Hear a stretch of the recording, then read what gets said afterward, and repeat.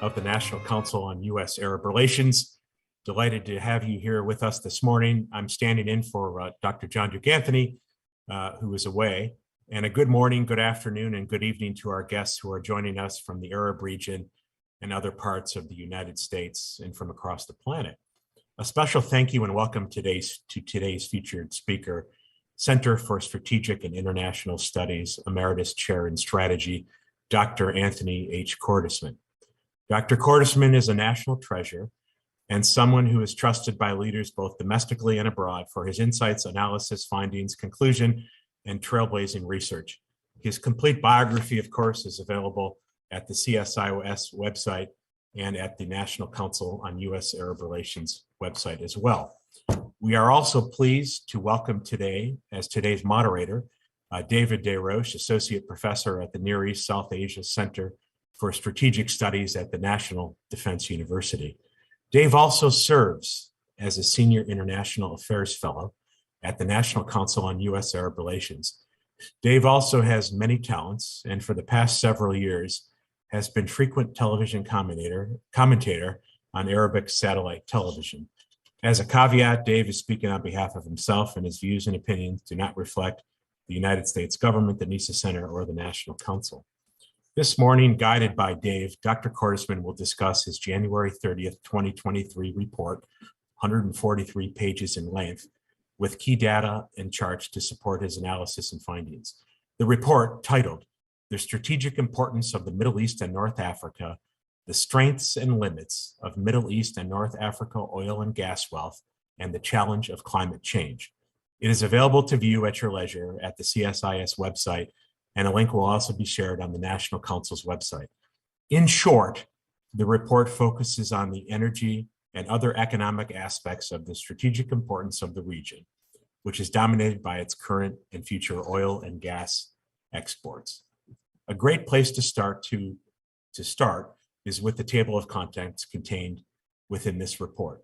Should guests wish to submit questions, you can email them to questions@ncusar.org. Again, questions@ncusar.org. In addition to the many questions already submitted in advance to Dave Desroches. With that introduction, and thanks again to today's guests, allow me now to turn the program over to today's moderator, David Desroches. David. Thank you, Pat. It's an honor to appear on any National Council event, and it's a special honor for me to appear alongside Dr. Cordesman, who is well known to those of us in the community. When he produces his prolific output, it's a major event for analysts of the region. I always have to repeat the warning, don't click on the link if you are traveling and subject to cell phone roaming charges, as a friend of mine got hit with $35 for roaming fees downloading one of Dr. Cordesman's reports. It's always encyclopedic. There's much to discuss, much to chew over, and more than a little bit to argue with. So to have such a resource with us to go over his work is quite an honor. And I think, Dr. Cordesman, I'd like to start on slide 23. People have been talking about energy transitions, and Mark, if you could put up slide 23, please. That deals with the Middle East dominating energy exports.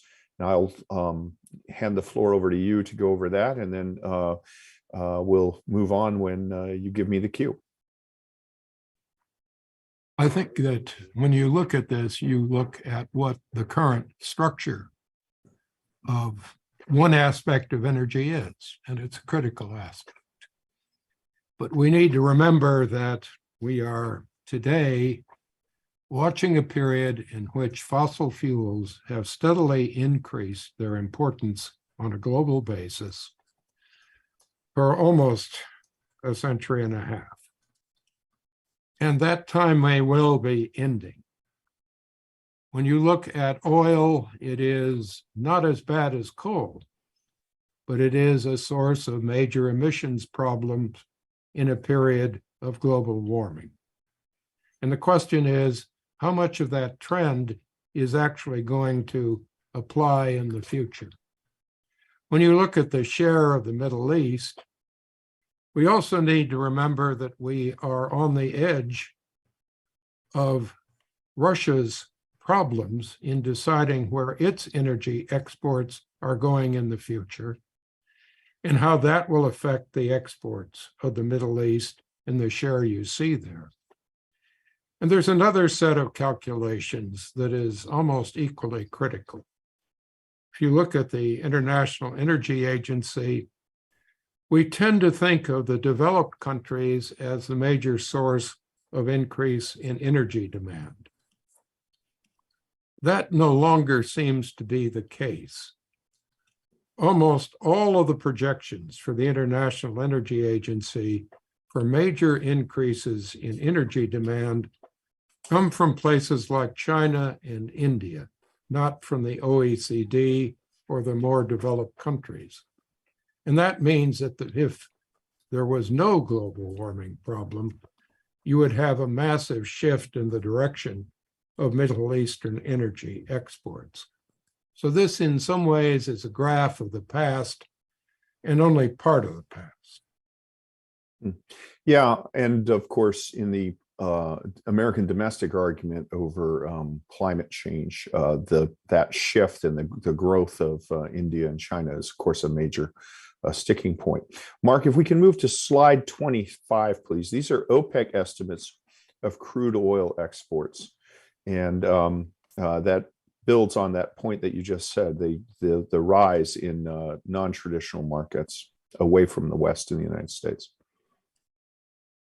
Well, again, part of the problem we face, and that everybody who is looking at these graphs or the data needs to understand, these are sources of massive uncertainty. One of the key factors, for example, is much of this sort of shift is driven by estimates that India will basically develop and in some ways become a major power in economic terms, somewhat similar to China over the period between now and 2050. That, like almost any estimate of development, is very controversial. None of these estimates that you see from OPEC, for reasons best known to OPEC, take climate change into account. And oddly enough, the same is true of the United States. Our Energy Information Agency projections essentially do not adjust to the impact of climate change. And as yet, of course, no one can estimate exactly what is going to happen because of the war in the Ukraine, where you may see a lasting shift as Europe has to turn to the Middle East for oil and gas within the limits imposed by climate change. Russia has to find new sources of exports, perhaps to China. This is probably one of the least stable situations in terms of making projections that we've seen in energy since the early 70s. Yeah, and building on that, slide 50, please. The Asian overdependence on oil and coal. If again, the Western climate reduction targets are much larger in percentage than the requirements for emerging economies, of which China is still considered one and India is definitely one. So do you see this as a ongoing trend, or do you see this as something? Is this wishful thinking? Is this erroneous thinking, or what do you make of this Asian and over-dependence on oil and coal? Well, you're asking a very good question. I think one of the problems is that, at least as yet, no one can actually estimate how serious the impacts of climate change really are. There's no longer a debate about its importance. But for example, in the United States, as we've seen in California, or even in places like Vermont, where minor climate change of all things is basically reducing the supply of maple syrup, these small episodes for any given country have a critical impact already, but no one knows how quickly they're going to drive overall investment, massive changes in economics. The cost of dealing with climate change for both the developing and the developed world is extraordinarily high. And it's easy to say we'll deal with climate change, but the question is, will we? And how many of these plans are actually going to be funded? So you asked about coal, and it's a critical issue. But oddly enough, as a result of the Ukraine war, the consumption of coal on a global level went up last year as people tried to find a substitute for gas and for oil. And for developing countries, shifting out of coal into gas or to oil is still a major investment. And how many will really do it and how quickly is uncertain. The one thing we do know is for the developing world, yes, basically speaking, in spite of politics, particularly Europe, but most countries that were importing coal on this chart are making major cuts. At a minimum, they're trying to shift to gas and oil. Yeah. So moving to slide 57, and these segues are going remarkably smooth. I have to compliment you for that. Slide 57, we look at OPEC estimates of regional crude and gas imports. And we see that imports are still substantial, but the rise in Asian, particularly of gas, is quite noticeable. I mean, first off, is that a trend? And do you think that that trend will is accurately projected, has a possibility of viability, or is this just a guess? Well, I think, again, it probably is unrealistic to have a kind of business as usual estimate of oil and gas demand. Now, these figures first were, as all current estimates are, made before people really began to wonder what the impact of the Ukraine war would be on the overall pattern of gas and oil exports. They don't take any real aspect of climate change into account, and they tend to make favorable assumptions about economic growth in the developing world. Remember, the developing world includes Africa, Central Asian states, a very wide range of additional states to China and India. I think that basically speaking, it is also in some of these estimates a matter of hoping that developing countries will import gas. And importing gas is much more difficult in some ways than importing oil. You first have to convert it, in many cases, to liquid gas.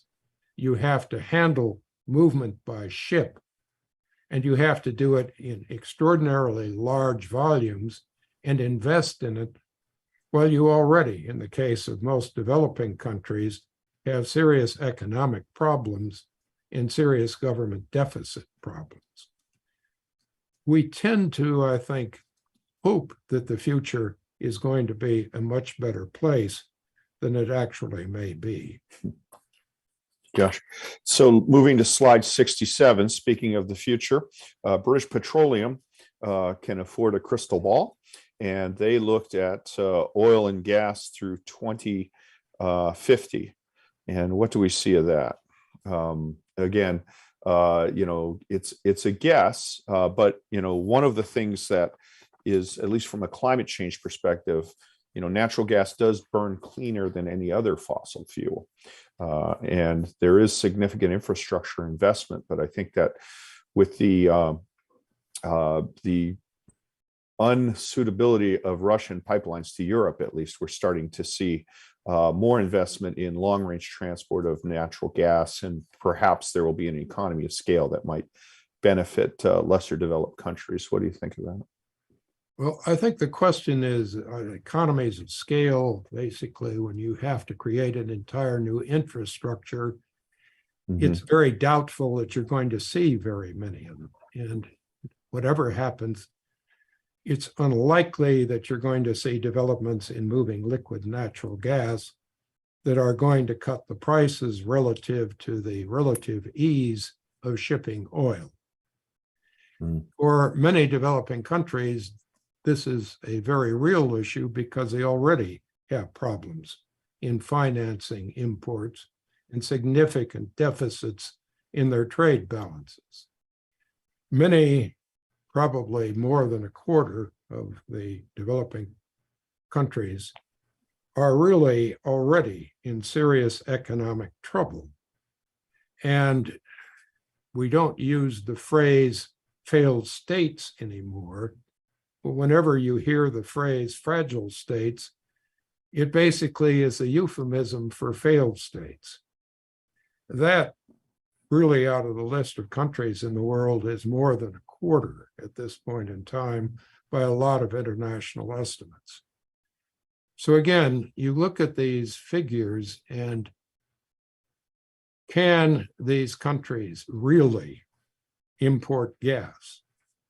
Can they convert to what are going to be probably cheaper, here your economies of scale get to be critical, alternative fuels, solar, geothermal, wind, and the rest? Can they do it at the scale and the rate needed to deal with global warming? And remember that global warming, almost regardless of whether we cut emissions, will be imposing its own costs on poor developing countries, just as it will on developed countries. So this is an extremely complex situation. I think what you do see on this graph, though, is if global warming is serious, then the world is going to have to be serious. And if the world's going to be serious, what that graph tells you is what you saw earlier in the OPEC projections can't take place. You're going to have to make massive cuts in oil and gas use, and that will have a massive impact on the Middle East. Slide 69 shows the same projection, but by a different organization, this time the IEA. Anything stick out to you there? Anything that might lead you to modify or Well, I think pull your punch on your last projection? Well, as you pointed out, BP is an energy company. And that's an important distinction, because if I was talking about it even a few years ago, like Exxon, I'd be talking about an oil company, not even a gas exporter. Here we have something very different. The International Energy Agency doesn't have an inherent tie to the energy industry. Its analyses cover all technologies for energy, and it is focused on what happens with climate change. Now, if you look at that graph on the far right, you see just how serious the cuts could be in the demand for oil and gas exports. And remember that exports are the area of marginal demand. If you already have limited oil and gas resources, and you are dealing with that climate change model, you may not need to import, as you now need to import. You have enough to meet these kinds of limited demands. If you look at the two graphs on the left, what you see are estimates of existing policy or much more limited increases to deal with the problem of global warming. And these are official estimates, at least on the left. In theory, these are what countries are already doing. And it's not that different when you look at the model, the middle graph. This is what Europe, the United States, Japan, Korea, developed countries have already committed themselves to, as well as those developing countries which have done a sort of look at climate change. And again, these trends, at least the middle and the right trend, would have a massive impact on the economy of the Middle East, because basically there are no other major exports coming out of the Middle East region.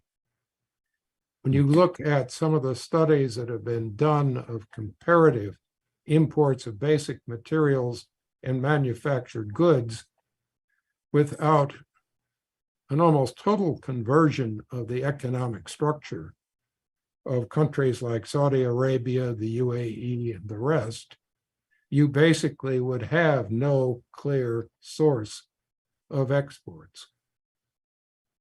Can you just, for those who haven't spent as much time with the charts as you and I have, explain what the three models are that are shown in that chart, the significance of them?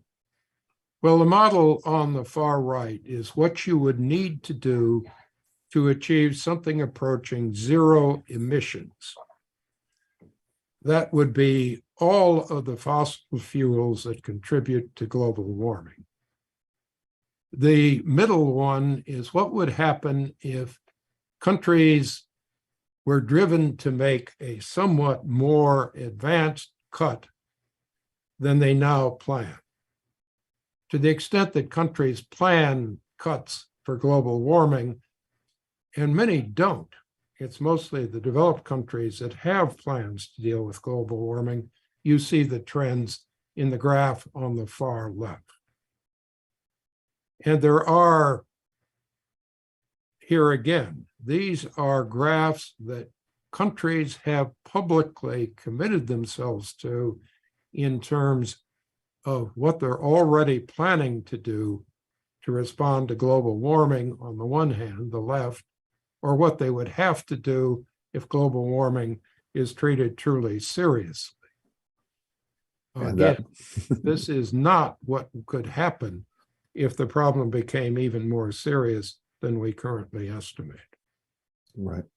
So if we can, now one of the problems that we haven't anticipated, which rose up in the midst of, a decades-long wrangling over global warming, we can show slide 85, please, is the outbreak of the Russian invasion of Ukraine, the Russian-Ukrainian war. And I guess from an energy perspective, there were two bad things that happened, or two disruptive things. One was the outbreak of the war itself, and the second was the prolonged Ukrainian resistance. The energy markets could probably adapt to Russian military success in Ukraine more easily than it can to a prolonged war between Ukraine and Russia and the uncertainty that brings. But you point out here that there's a shift in Russian energy exports. Can you speak to that for a bit, please? Well, what has happened is that countries that basically are not subject to sanctions or don't support sanctions of Russia, particularly China, but there are a wide range of other developing states, have basically imported from Russia to the extent they can. In contrast, and here you do already see some important shifts, Europe faced what they thought would be a major crisis in gas supplies and in gas stocks at the start of last fall. In practice, they were able to find alternative sources of exports of gas, some of them from the Middle East, some of them from North America. And they also had a very good winter. In the process, they began to quite seriously try to reduce the need for the demand for fossil fuels. So some of the aspects of climate change modeling that we saw in those previous charts underestimated the shift in Europe. It is moving much more quickly towards reducing its demand for oil and gas. And I should point one thing out here that we haven't mentioned, but may come to later. We've been talking about oil and gas. Mm-hmm. Remember that no one is attempting to produce transportation based on gas as yet. There are some considerations. Large trucks, for example, could basically run on other forms of fuel. One that's been proposed is hydrogen, another is liquid gas.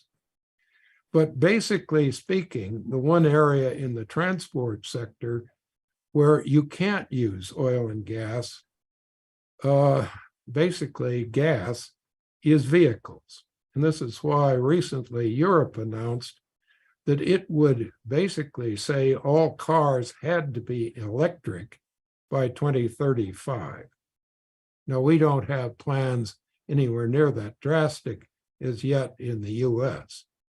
But remember, there is a very important component of the shifts to deal with global warming that people actually are implementing. And that basically is the cars almost all of us drive are not going to be legal in the future. Yeah. Yeah. I could just see myself becoming a leader of the Subaru cartel here in Bethesda, selling parts to keep them going. We saw when Freon was criminalized, used in air conditioning, and it caused immense damage to the ozone. For a while in southern Florida, Freon, illegal imports of Freon were 3 times as lucrative as cocaine in the 1990s. So maybe we'll see that with cars. Slide 91. When people look at Russia, and obviously, you have that disruption to the market and their traditional exports, and a lot of it is natural gas, which, as you mentioned earlier, requires an immense investment in fixed infrastructure. So they're shifting. Russia is shifting to countries that do not participate in sanctions against it. But this slide shows that will be a very drawn out process. And your estimate is not sanguine. Can you address that for a bit? Well, again, remember, one of the problems we have is our estimates basically don't take the Ukraine war into full account yet. And none of us know when or how it will end, or what the impact will be on Russia's relations with Europe or with China. So when you look at these graphs, you have to remember that at least as yet, none of us can predict some of the most critical aspects of the future. Some people have postulated at least that Russia will attempt to shift its export routes south through Turkey. Another potential is to shift exports into the Indian Ocean area, which is probably more a matter of theory than practice. Creating new markets in terms of pipelines or LNG exports to China is still another option. And here, the rivalry between the West, the United States, NATO, countries like Japan and South Korea, and both China and Russia creates the possibility that the chart you see here may be totally misleading, because costly as it is in normal economic terms, if China and Russia basically create a structure to move Russian fossil fuels to China, particularly gas, it gives China immunity in many ways from its current dependence on the flow of oil and gas by sea all the way through the Straits of Malacca and up the coast to China. And it is a major security issue. It also, if Russia trusts China, means that Russia is no longer dependent on Europe. So the strategic outcome here is something which in a lot of ways is going to depend on how bad, or at least how bitter, the tensions are between Russia, Europe, and the United States as the Ukraine war proceeds and hopefully ends. Yeah, let's jump to slide 109. You mentioned China's dependence on key maritime shipping routes that transit at least one choke point, the Straits of Malacca, but generally also transits the Strait of Hormuz. And it's the one after that, please, Mark. The next slide. Yeah, that's it. So what we see here is arguably an immense strategic threat from a Chinese perspective. And analysts of China have posited that the whole Belt and Road Initiative, which initially, from a Western perspective, grew out of a maritime thing called the String of Pearls that was designed to secure this, is doing it. Is it possible that the Western sanctions on Russia has proven to be a gift to China by forcing them to look at this sort of overland route and investment? Well, it's possible. And I think the problem is a lot of things are possible. And to be honest, there's some things you can't really predict. You can have an opinion, but the numbers simply don't allow it. But remember here, you look at that green line, and you have to realize it doesn't just supply China. It supplies major industrial powers like Japan and South Korea. It supplies Taiwan, India, and Thailand, and a host of other countries. So any war that affects these routes of supply basically affects not only China, but Asia. It affects the United States. People often don't realize how dependent the United States is on imports of manufactured goods. And this whole supply issue, which we saw become critical during COVID, becomes equally critical if there's a war in this region. Now, the problem you have is, well, we who are Middle East experts tend to focus on the Middle East conflicts.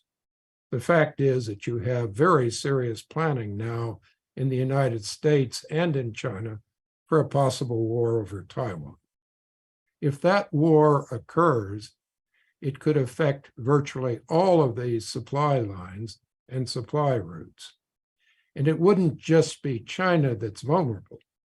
It would be, for example, Korea and Japan, which would be supporting and basing some US facilities. It would be all of the countries basically outside or beyond the Strait of Malacca, and possibly even conflicts in the Indian Ocean. It's very difficult to know how much this could escalate. And of course, it is not a war which is by any means certain. But you really, when you're sitting in the Middle East and you're worried about what's happening in Syria and Iran and a host of internal conflicts, you tend to forget that your export situation could just as easily be affected, not simply by the sudden outburst of conflict between the Ukraine and Russia, but by a truly major war in Asia. And it's worth pointing out, one of my little tidbits of knowledge, whenever you see the chairman of the Joint Chiefs of Staff, General Mark Milley, in his uniform, the shirt he wears is made in Vietnam, as are all the U.S. Army dress shirts. So the ties with Asia run deep. Slide 122, you touched on this, the U.S. Interdependence upon other countries, and the fact that American prosperity, in spite of America's own domestic energy situation, ability to support ourselves, we can't remain a prosperous nation unless we have robust trading engagements. And if we're the only country who's rich and can afford to trade, but nobody can afford to buy our products or produce products that we import, we will not be a prosperous nation. This is a kind of complex argument, particularly in this day and age. So let me give you some time to explain what we're looking at, please.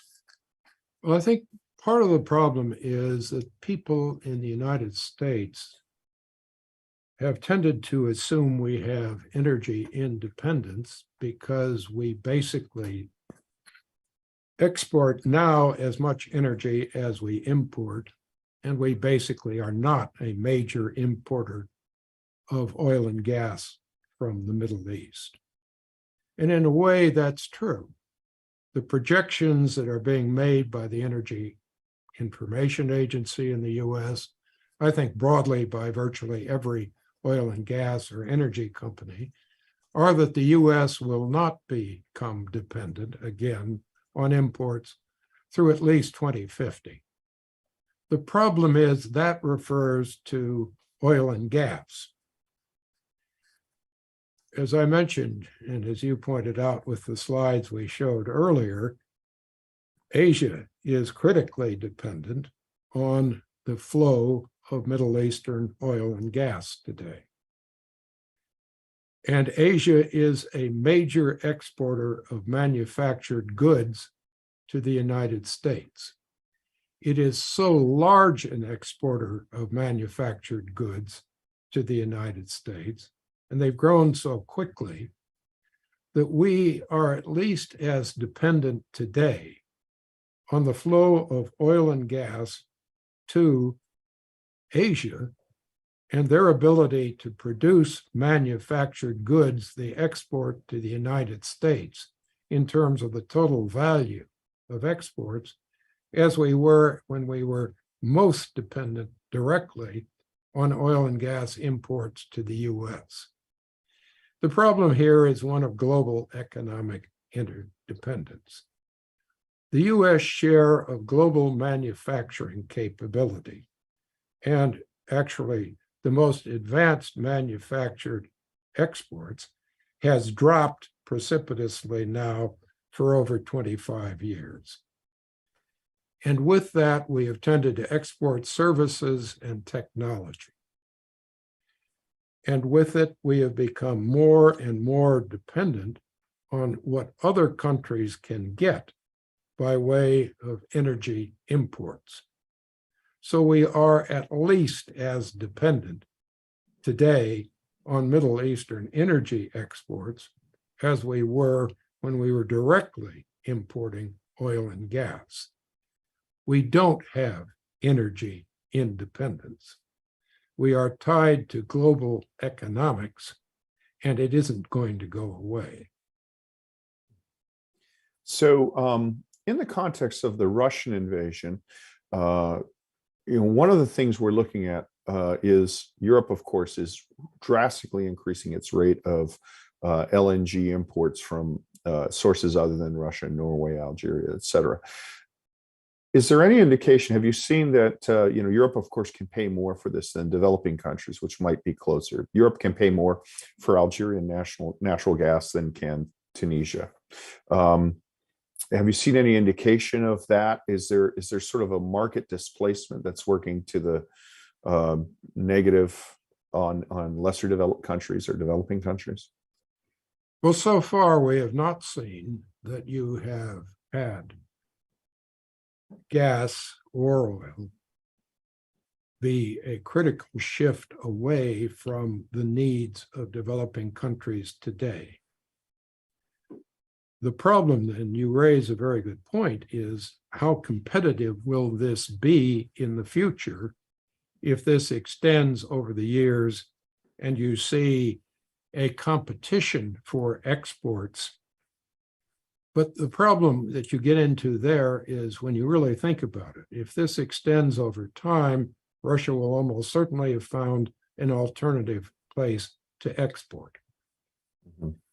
Europe, if it continues to import oil and gas, will have basically found substitutes for Russian oil and gas exports, but Russia will be exporting to somewhere else. That's not, however, the projection that we seem to see so far.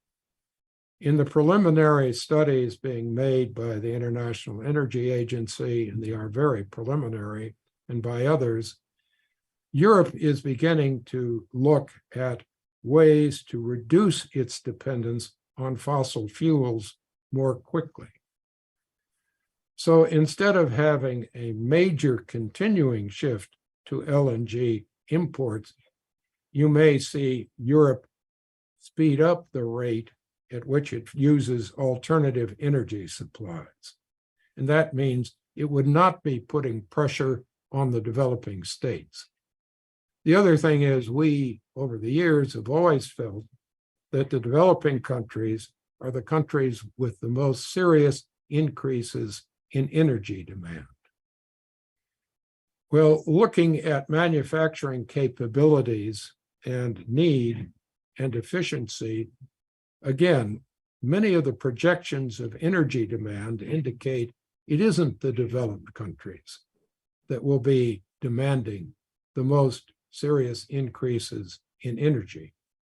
Some of the projections, one just made by the International Energy Agency, are that 80% of the increase in demand for energy between now and 2050 will come from the developing world, which includes China and the other countries outside the OECD. That's a very major shift. And it is a fundamental shift in the role of global economies if it actually happens. We have a question from the audience about, have you found any viable alternative?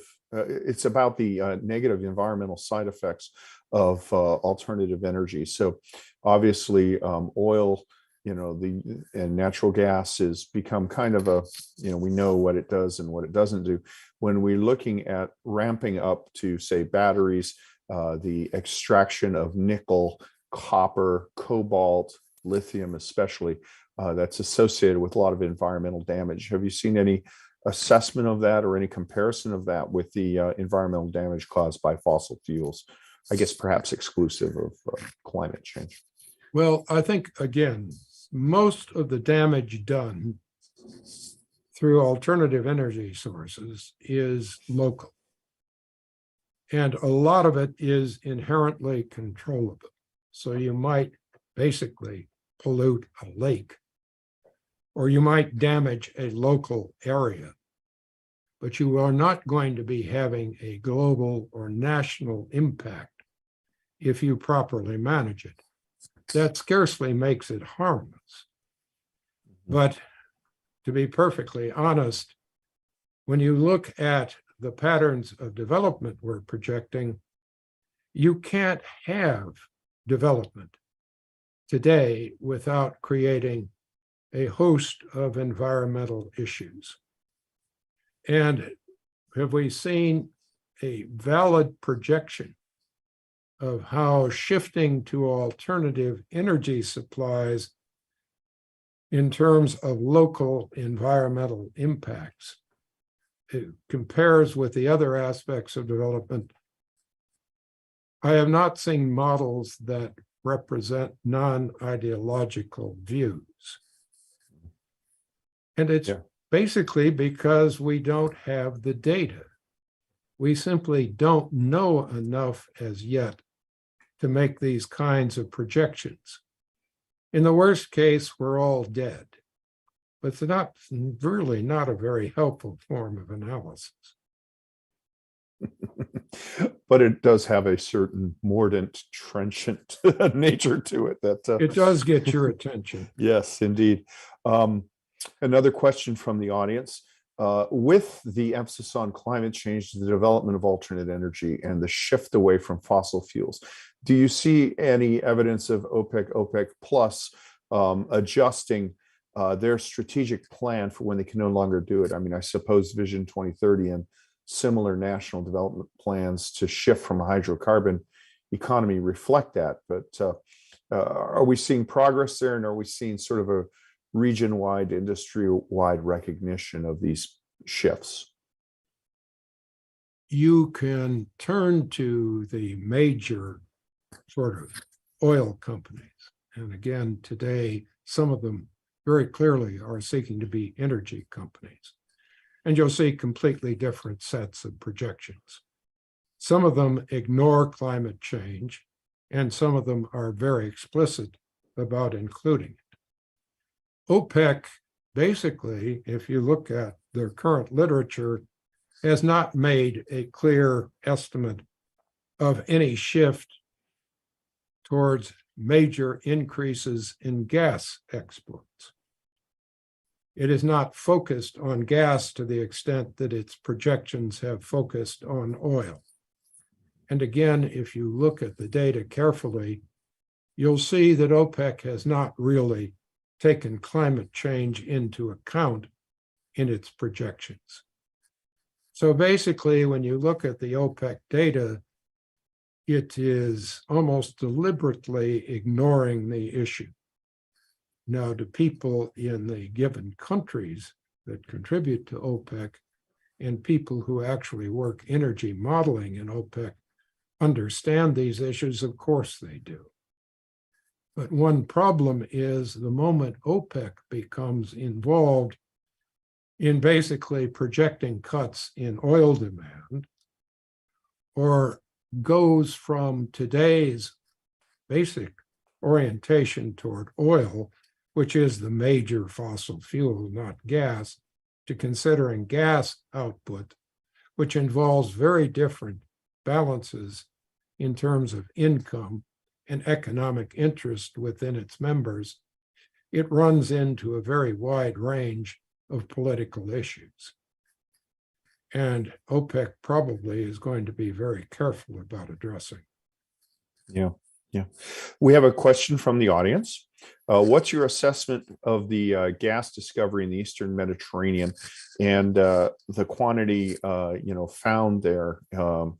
First off, is it economically significant? Can it help cause or help resolve some of the regional issues, I suppose, particularly in Lebanon and Cyprus?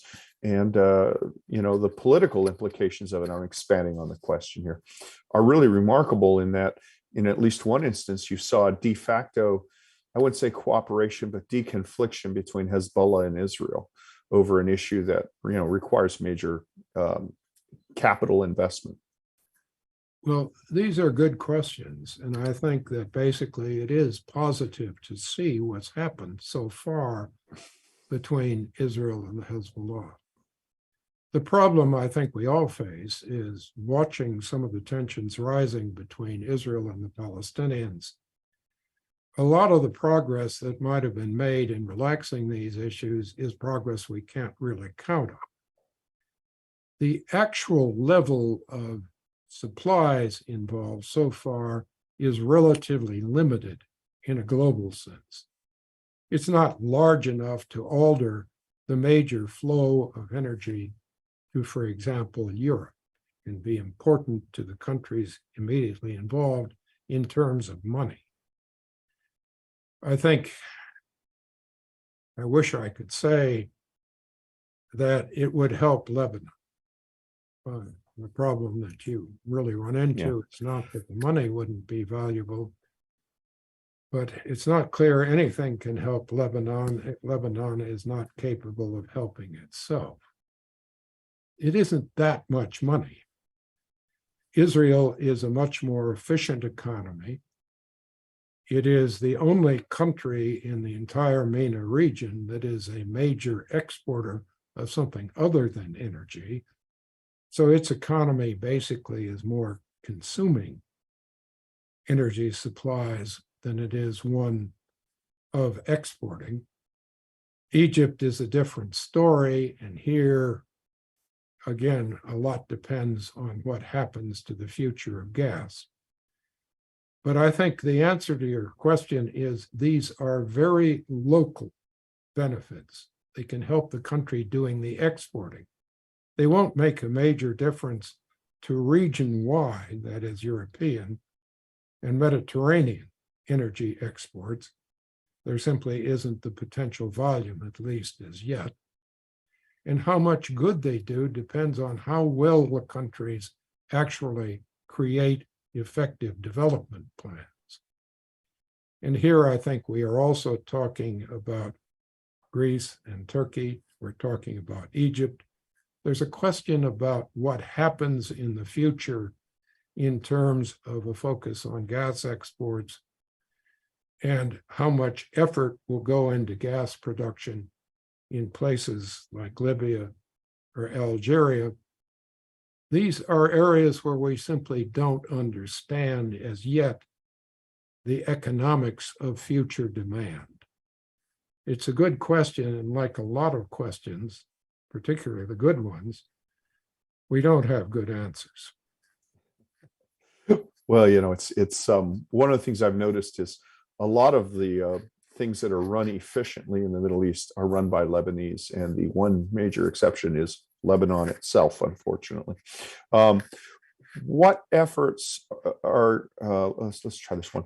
So non-OECD Asian countries. So when we look at developing countries in Asia and we look at alternative fuels, alternative energy, to a large part, this seems to be sort of almost a luxury of the West. You know, I mean, Britain building huge wind farms, of course, the unique situation of North Sea wind, solar panels in the American Southwest and Saudi Arabia.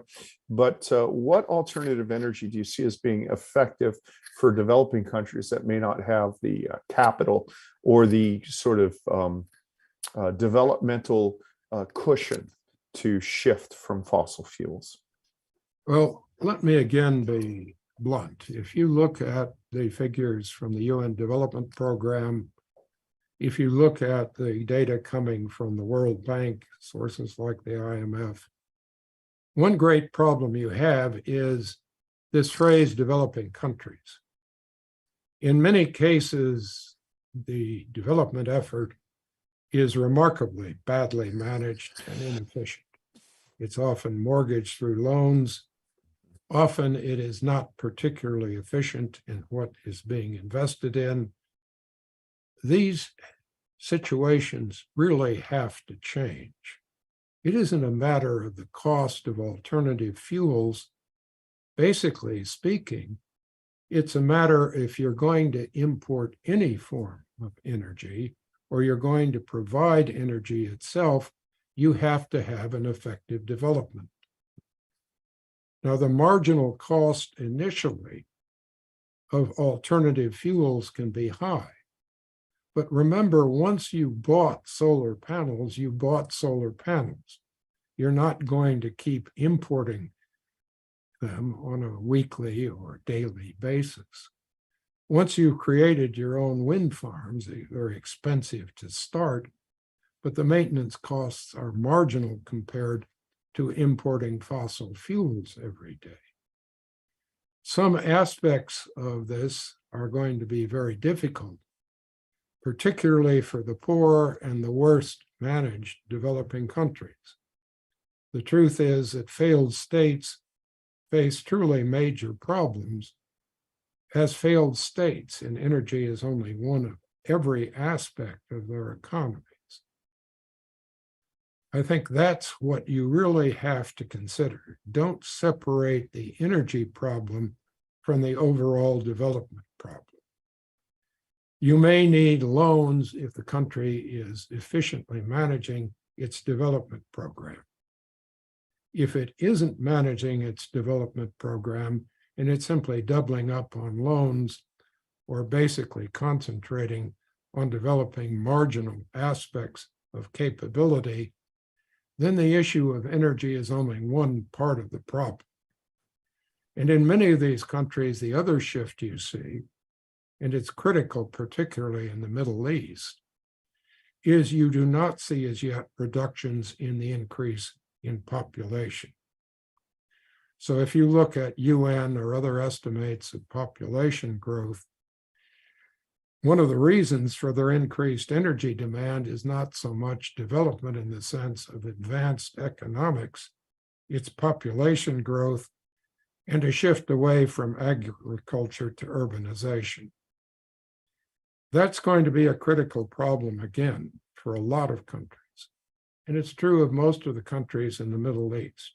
We need to remember that even the countries in the Middle East that are energy exporters are often basically extremely fragile economies. Algeria is a case in point. And as we look at the other countries involved, basically speaking, you need to have the resources of a Kuwait relative to population, or a Saudi Arabia, or the UAE today to be able to claim you have any kind of energy wealth. This is going to be a critical issue for the countries that are not energy exporters. If you have a problem now and you have a weak or fragile government, your problems are going to increase extremely sharply over time, and energy is only a subset of those problems. Yeah, that's a good point. When I was reading the report, one of the charts, and I forgive me, I can't remember the number of the chart, but it looked at per capita distribution of oil and natural gas wealth. And, Algeria is a major producer of natural gas, but its population is so large that the revenue amounts to $703 per capita per year, I think that's which, chart 39, if we can bring it up. You raise a good issue. yeah, it's a text chart, so I didn't include it in the original one. But Kuwait, I think the number is like $18,000 per person per year, and so that's money that you can actually develop with. And of course, the challenge that Algeria has is not only is it a large country or has a large population, but it's an extremely young population. It's a extremely compacted population in limited space, mostly along a coastal strip, which is extremely vulnerable to climate change. And this is me speaking as a political scientist. Their population has such expectations because of their exposure to European media and demands, and the state just can't reach that. Slide 39, I guess. But anyhow, it's worth, this just shows why it's so worth going through this and spending an afternoon with this report. If I may make a point, I think first, one problem that we really have, we've talked about this, and I think it is characteristic that we tend to talk about the civil side. But one of the problems is the regional arms races.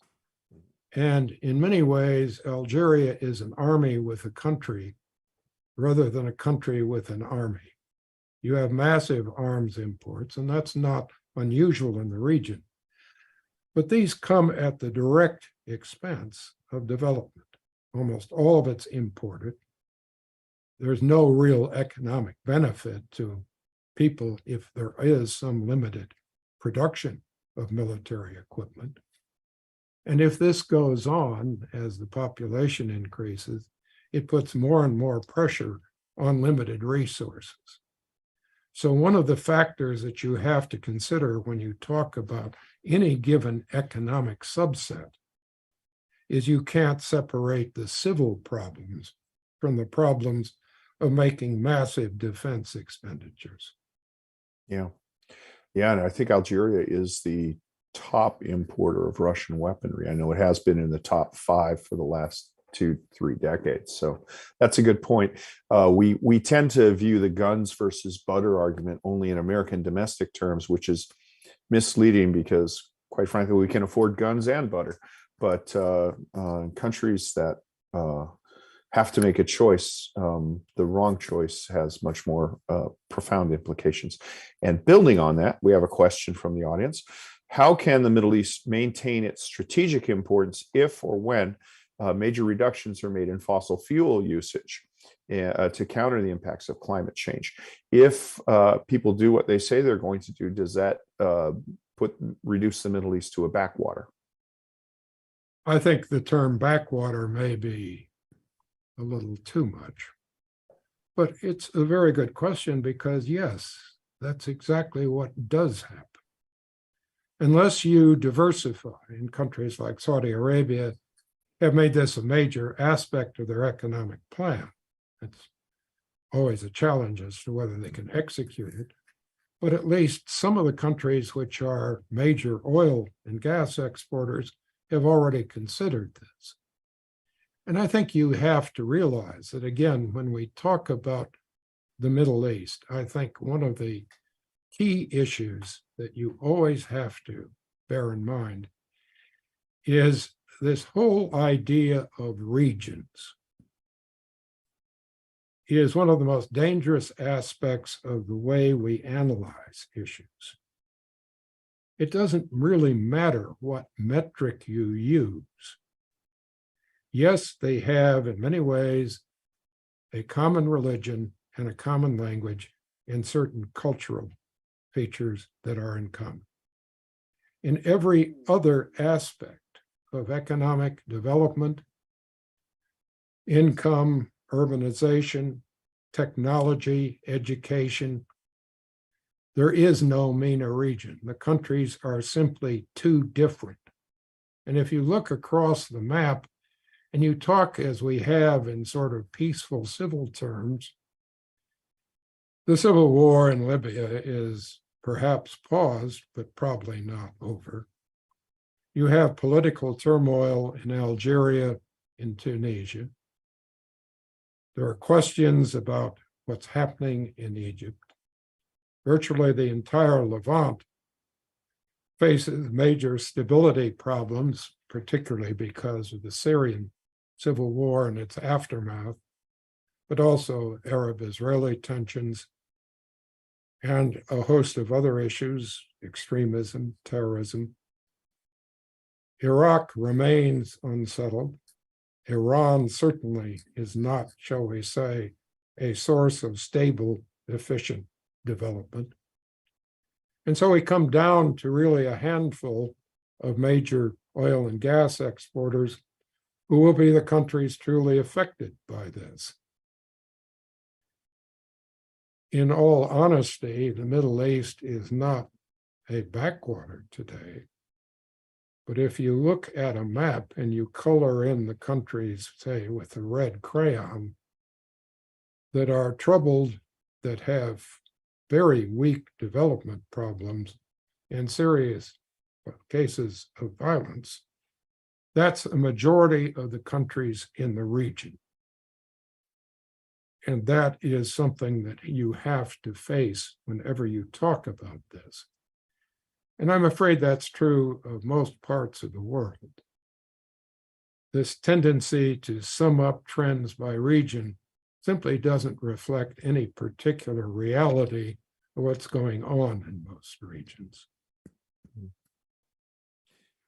So our friend Bill Lawrence has pointed out that when I described Algeria as young, I was incorrect, that their median age is 28, to which I would say to Bill Lawrence, if you heard me going down the stairs this morning, 28 looks pretty darn young, but I take your point in a demographic sense. We have another question from the audience. Your read on Iran and its effect on global energy supplies, and if that may affect Iran politically or not, if that's a separate issue. Well, I think so far Iran has managed to export successfully to the extent that it's developed its resources. It has certainly not done a particularly good job of expanding its capabilities.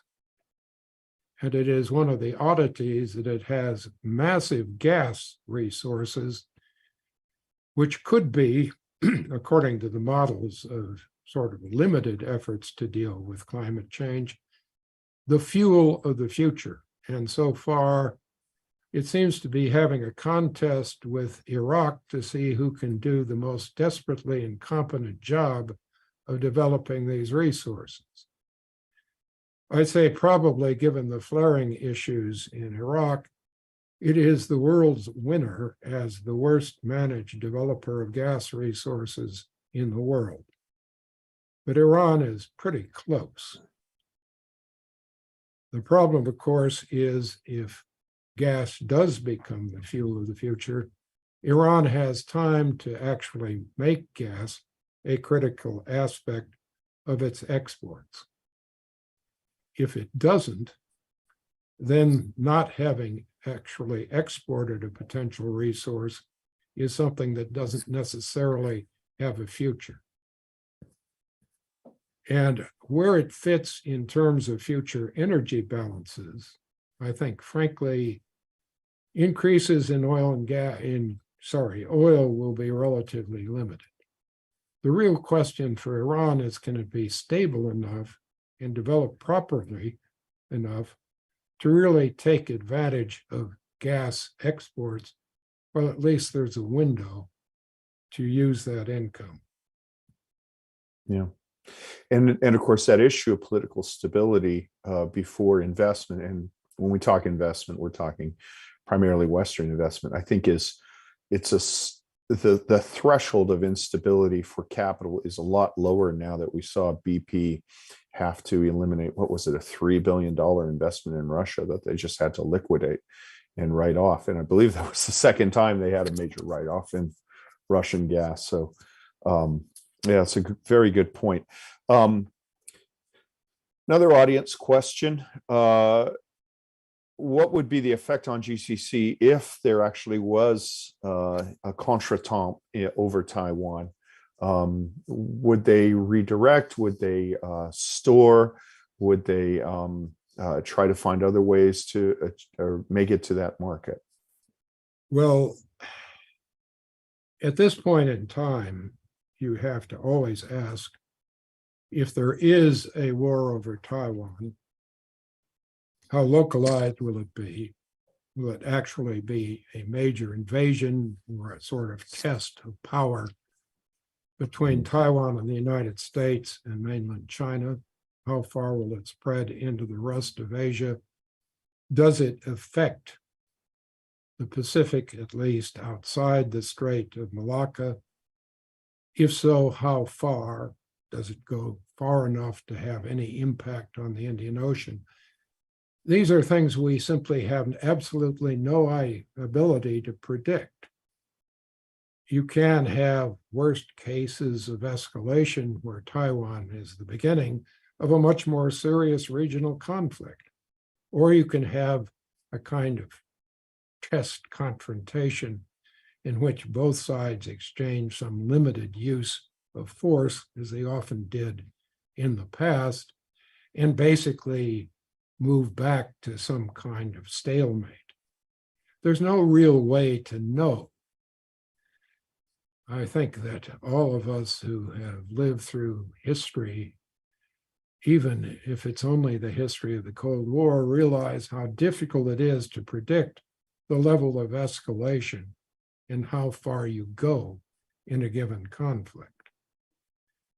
And so it's very hard to know what the impact will be on the GCC states. It's even harder to know what happens if this is a regional sort of struggle for influence between the United States and the West and China. If Russia and OPEC Plus becomes in some ways tied to the rivalry between the great powers, it isn't just a matter of Taiwan. It's a matter of Taiwan is the current focus. But if this becomes a much broader competition between China, the United States, Japan, Korea, Australia, and Europe, then it can be something that involves the entire Pacific, the rest of Asia, and the Indian Ocean. And where does India stand in terms of its alignments? It has tended to improve its relations with the US, but still is largely dependent on Russian military equipment, even though India, has tensions with China. So you look at these uncertainties and how will they affect the flow of energy coming out of the Gulf and the Middle East, given all the uncertainties over climate change. That's one of the reasons that I think when you talk about predicting the future right now, you simply don't have a meaningful basis to do it. Yeah. Well, that's, what is it, Yogi Berra? Always hard to make predictions, especially about the future. You raise a good point. We tend to forget, maybe it's a function of the media or the academic climate that we're in now. People think of conflict between China and Taiwan as opening Pandora's box. But yeah, in the 1950s, there were routine shellings across the straits at each other, Quemoy and Matsu. There was air-to-air combat between Taiwanese forces with American jets fighting Chinese forces fighting with Russian jets. Some evidence of involvement of Russian pilots flying there. So, you know, the conflict, if there can be conflict and it can be localized, it has been in the past without billing out in there. Question about Europe's response to the Russia-Ukraine war, and if that is a unique that they've been rather flexible. I think a lot of people have been surprised. You mentioned that there was a mild winter. Is that a model for the future, or is that a specifically European thing, that both geography, the fact that there's major gas producers to their north and to their south, and that they had the infrastructure in place to ramp up alternatives to Germany not decommissioning nuclear power plants as fast as they had said they were going to.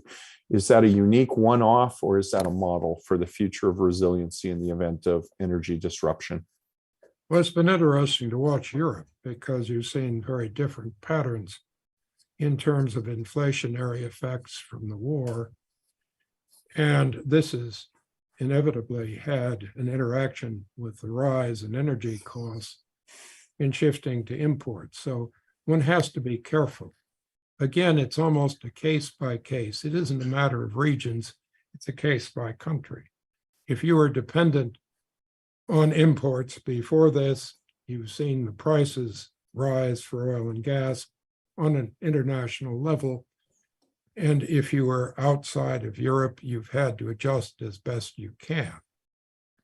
I think that, oddly enough, in some ways, for many countries, the problem of the impact of the war on grain costs has probably been more serious in terms of inflationary and other effects than the rise or shift in energy prices. But virtually any country over time can diversify its energy resources. And there certainly is a sort of large enough margin of exports, as long as Russia can and is exporting to the rest of the world rather than Europe, and is freeing up energy export resources to go to countries outside of Russia or outside of China. You don't have an immediate critical issue. I think, though, that your question becomes far more serious if we have a truly major conflict between the US and China. That certainly affects energy balances in ways no one can predict, and where countries that have, at this point in time, never really considered import dependence would suddenly have an issue. As we talked about earlier, simply converting out of fossil fuels is already an import challenge or a capital challenge to most of these countries. But it is a case-by-case issue. And I think one real question here, we've not yet seen Europe fully commit itself to finding alternatives to dependence on Russian gas and Russian oil. The studies that just came out last week from the International Energy Agency talk about this shift, but it's still a limited one. And again, we don't know yet what's going to happen in terms of this war between the Ukraine and Russia, and how much that's going to spill over into increased tension and the future of European energy imports. Mm-hmm.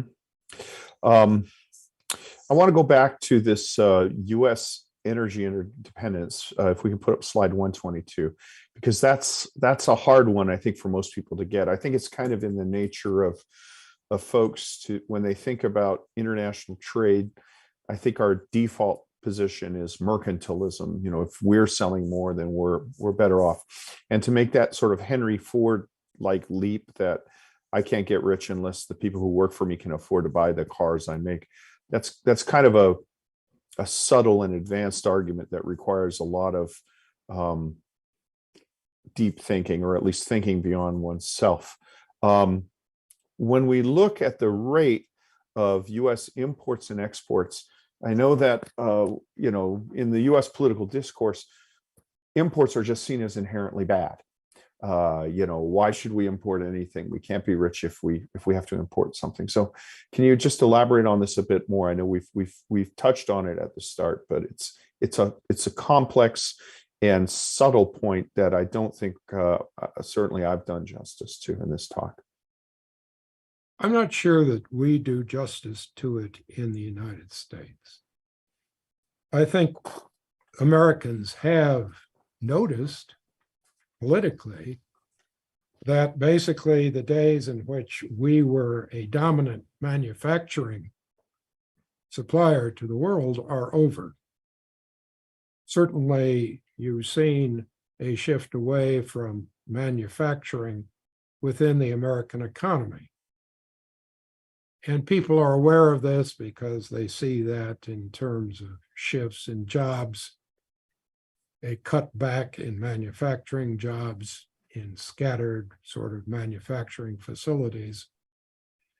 But we probably, most of us, have never seen the numbers. And when you look at the numbers, and it almost doesn't matter who's modeling it, you see that America's share of manufacturing has gone down massively, and China's share has sharply increased.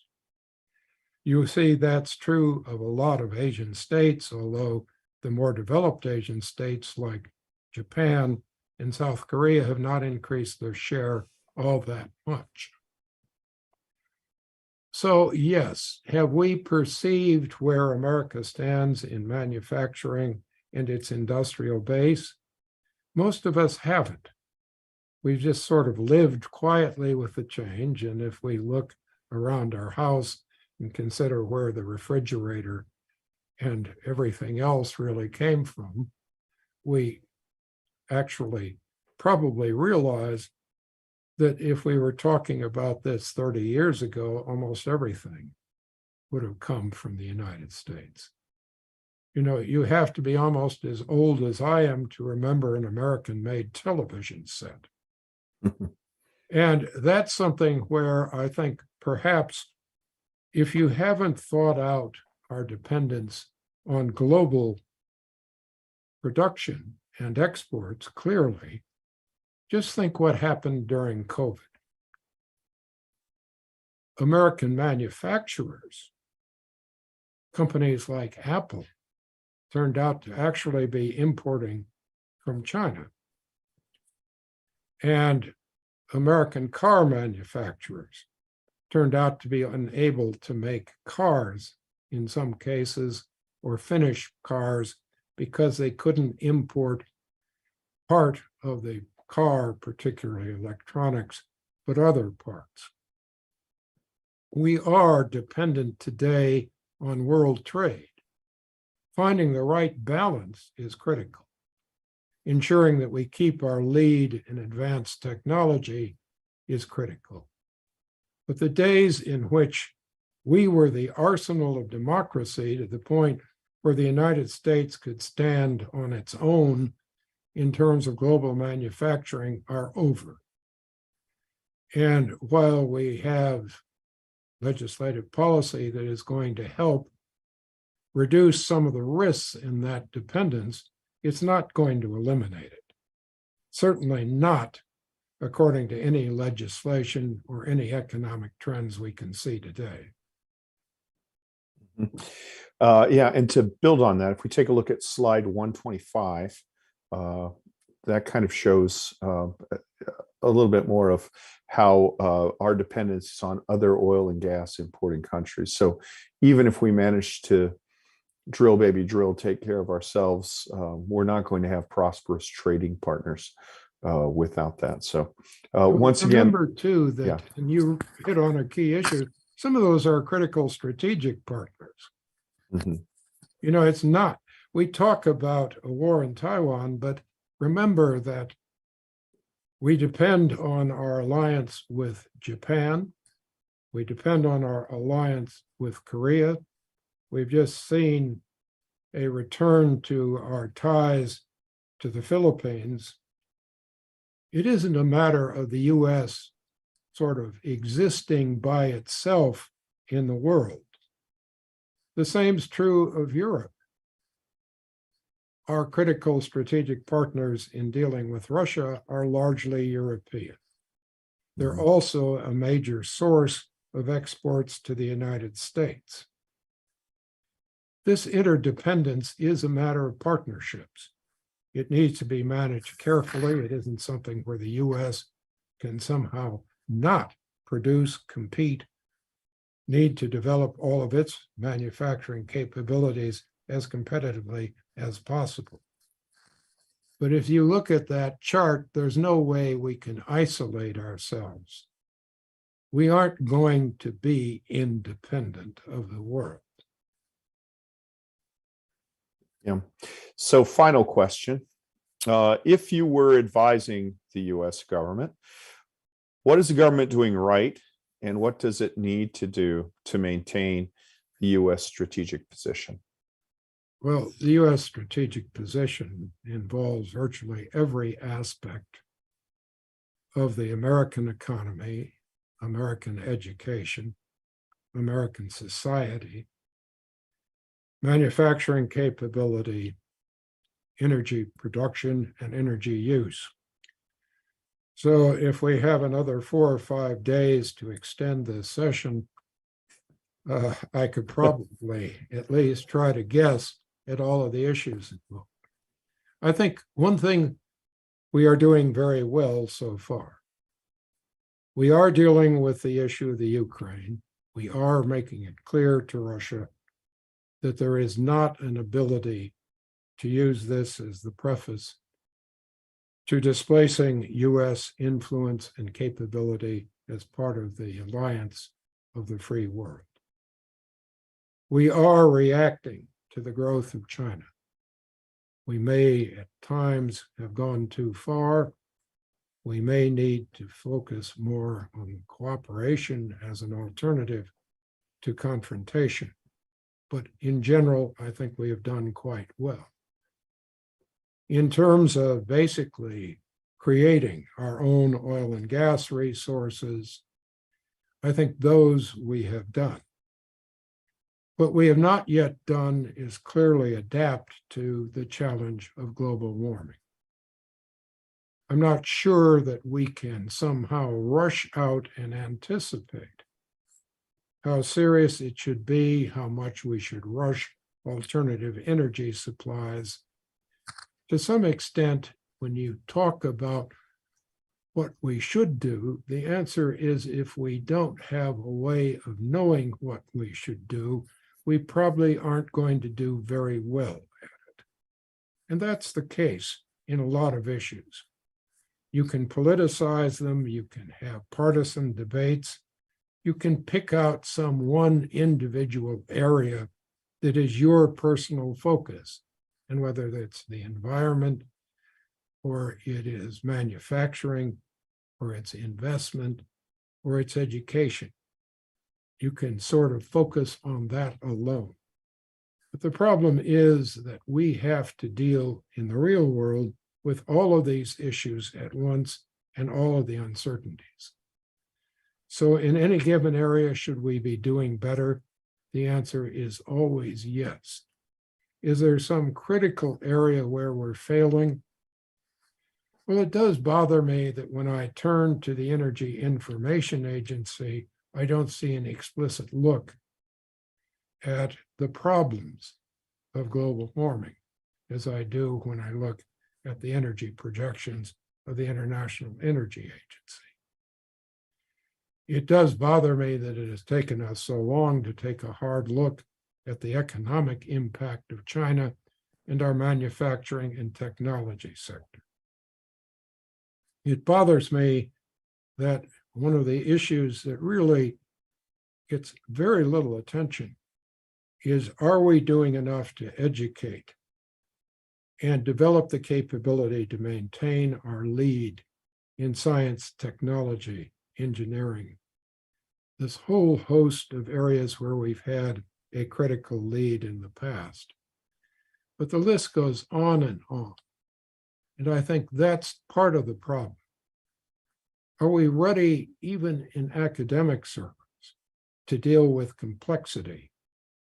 Or are we going to be attempting to talk about the future of America as if it could be addressed as a series of parallel lines? Well, I tell you, that's a complex issue of government, and I can't imagine a better place to stop and thank our speaker. I want to let you know that this is the first of 2 events. So Dr. Cordesman has produced two magisterial works. The first deals with energy. The second deals with security and civil instability issues in the Middle East. We'll be doing that here in the National Council on March 14th. So, write it down now. Go to the National Council website, get on their mailing list, and they'll push the not just the link to the publication, but also the invite to participate in that. We had a few questions we weren't able to get to, and I apologize for that. The lesson is ask your questions early and often. By the time we're in the last 10 minutes, it's just hard for me to get to that, and I apologize. I want to thank Pat Mancino and all the other organizers of the National Council, John Duke Anthony, who unfortunately is not with us today, for providing this forum. And once, on behalf of all the thousands of people watching remotely, I want to thank our speaker, Dr. Cordesman, for taking his time to go into such depth on such a broad-ranging product and covering, I was just looking at these issues: environmental change, security, energy policy, education policy, national budget, development priority, and most importantly, statistical clarity and discipline, which I think is the basis of all learning in government. So thank to you, Dr. Cordesman, and thank you to the organizers. And with that, I wish you the best and hope for a good day. Let me hand it back over to Dr. Mancino. Well, David, doctor is way too generous, but I'm probably the kid that sat in the corner. But no, I just wanted, on behalf of the National Council, our board and management and staff, I just want to reiterate, Dave, your renewed thanks to Dr. Cordesman for providing his wisdom and sage advice and analytical clarity and sharpness. If you just look at the table of contents alone in this paper, it blows you away. So, Dr. Cordesman, again, thank you. David, we're thrilled and lucky to have you as a member of our International Advisory Committee. Thank you for your service, and thank you for helping us guide us through today's complex topics. And we'll see everyone again with Dr. Cordesman on the 14th of March. We'll have another event in between on the 8th of March with two distinguished former United States diplomats who served in the Gulf Cooperation Council and the GCC Arabian Peninsula region, as well as some commentary about Ukraine, China, since they also have that specialization as well. So, ladies and gentlemen, thank you, Dr. Cordesman. Thank you again, and David. Good luck with the Anaheim, Washington Capitals game tonight, and may the best team win. So, we're not going to get into those statistical assertions here or Jimmy the Greek, but we'll let you go. Thank you so much, everybody.